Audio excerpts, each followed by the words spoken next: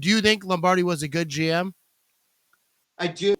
And the testament of that is I wasn't there. Ask people that were around him. The Lombardi Legacy, the two books that Dave Robinson wrote, are tremendous reads. And he interviews 20, 30, 25, 30 people. Tell me about Coach Lombardi. And Coach Lombardi, you knew when he was mad. You can feel it. I mean, he's not even in the facility and you can feel it. But he always treated people with respect. And you always knew where you stood.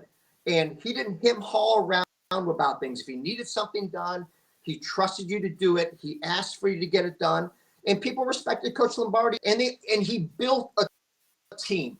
He truly surrounded himself with an inner circle of team people that wanted to do the same thing he wanted to do, is win world champions, is make Green Bay great, is make sure that they are title town.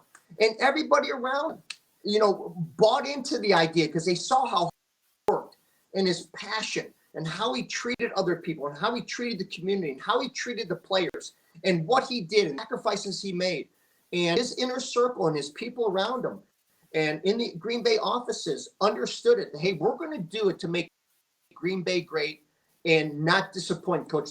Yeah, and you talk about building this team. He was known as being one of the early coaches that had a diverse team. Yeah.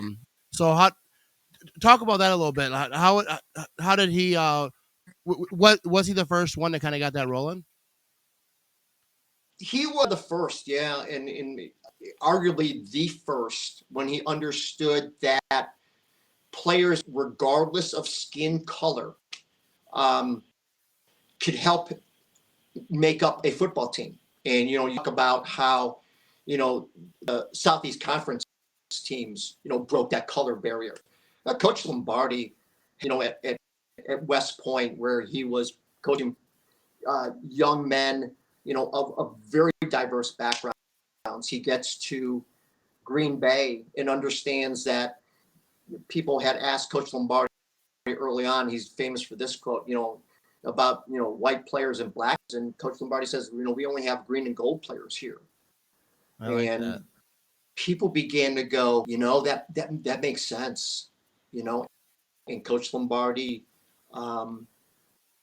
coached all types of players, and we'll get even to some of the topics of integrating players not only of different color but of different sexual orientation. He had gay players on his team, two notable gay players in Washington. And I think one of the things, Matt, that I think is important to understand is Coach Lombardi's background. He felt for a long time that feeling of discrimination in Italian American.